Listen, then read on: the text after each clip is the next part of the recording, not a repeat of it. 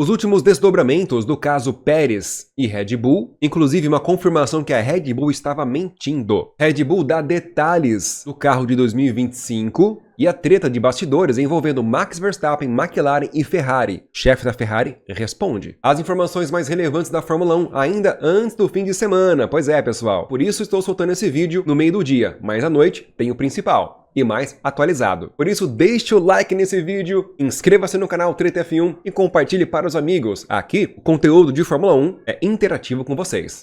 E agradecimento especial ao Carlos Eduardo e ao Alefla74, que virou membro do canal ontem. Olha que beleza! Muito obrigado! Deus abençoe você. Vamos lá!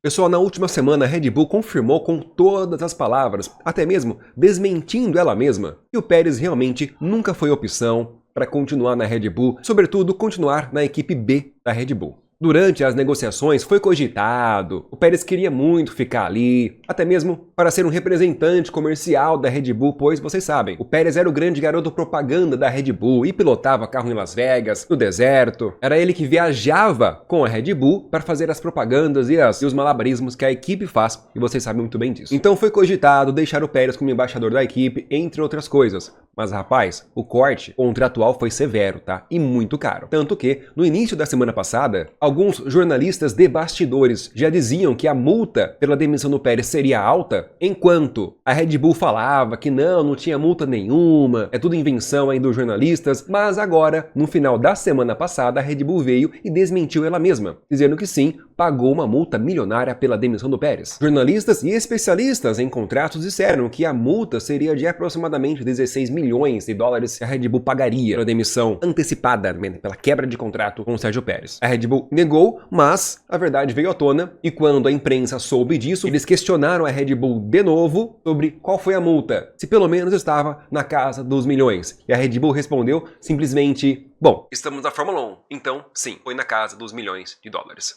Ponto final. Que humilhação, hein?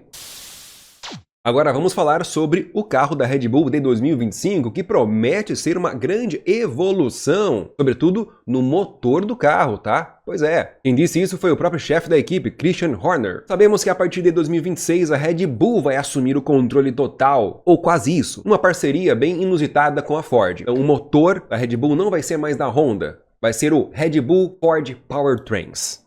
E agora eu vou explicar para vocês como que os planos da Red Bull para 2026 vão afetar diretamente o rendimento, ritmo, desempenho da equipe em 2025. Palavras do próprio chefe da equipe. O carro de 2024 possui algumas peças do carro de 2023, aproveitadas. E o Christian Horner, chefe da equipe, disse que, para 2025, não compensa criar e desenvolver novas peças, a não ser que a melhora de desempenho seja muito significativa. Então, o carro de 2025 vai ser uma evolução apenas do carro de 2024. Terão sim peças novas, mas nada muito horripilante, nada muito diferente, por causa do limite orçamentário, limite de gastos. Essa foi a palavra que ele citou. Esse é o foco, esse é o tema, tá bom? A equipe em 2025 vai se concentrar para 2026. O carro vai ser uma evolução dentro da janela do escopo de desempenho, designer, aerodinâmica, que a Red Bull já sabe que dá certo. Mas isso é um problema, porque ele também citou que a equipe foi superada pela McLaren este ano e pela Ferrari. E ele sabe que se não evoluir muito o carro para o ano que vem, vai continuar perdendo para essas equipes. Mas esse não é a maior preocupação da Red Bull não, tá? E o chefe da equipe explica muito bem sobre isso. Ele fala que é por causa de 2026, pois em 2026 a Red Bull vai entrar, além, claro, do novo regulamento, carros muito diferentes, vai entrar com o seu próprio motor, que é a parceria com a Ford Motor Company. Esse vai ser o grande desafio da Red Bull. A Red Bull nos últimos anos investiu pesado, o maior investimento dela foi para desenvolver seu próprio motor em 2026. E meus amigos, isso é a maior preocupação da equipe para 2025. Correr com o limite orçamentário, contratação de mais de 600 pessoas, nova infraestrutura, estrutura, investimentos, localização geográfica, logística. A Red Bull passará a não ser mais uma equipe cliente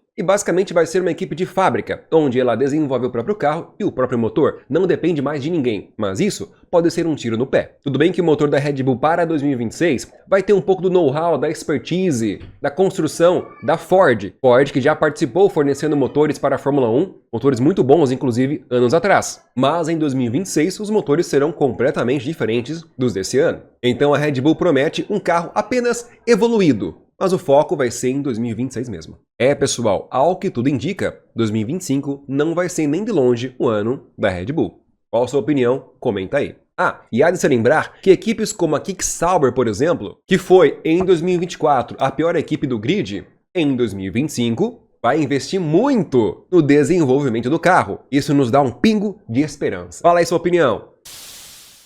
Agora vem a treta de bastidores que o Max Verstappen causou contra a McLaren e contra a Ferrari. A McLaren respondeu de forma mais tranquila, mas a Ferrari... No final desse ano, o Max estava meio afiado, dizendo que se ele tivesse na Ferrari ou na McLaren, ele venceria o campeonato de pilotos com muito mais facilidade. E também traria o campeonato de construtores para a equipe também com mais facilidade. E isso, é claro, soou como um insulto para os pilotos Ferrari, que não venceram o campeonato, também para os pilotos McLaren. Mas não ficou barato não, hein? Os pilotos da McLaren responderam, meio zoando a situação, dizendo que o Max deveria ser comediante. Mas agora o chefe da Ferrari bateu no peito e encarou o Max Verstappen de perto.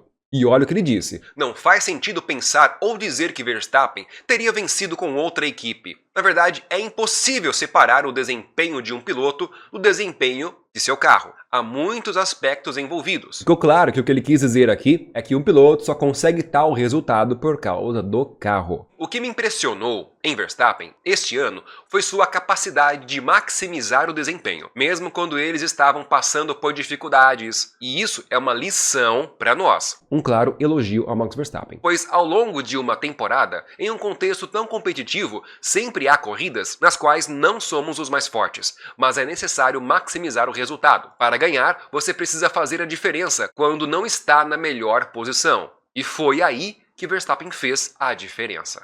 Finalizou Frederic Vasseur, chefe da Ferrari.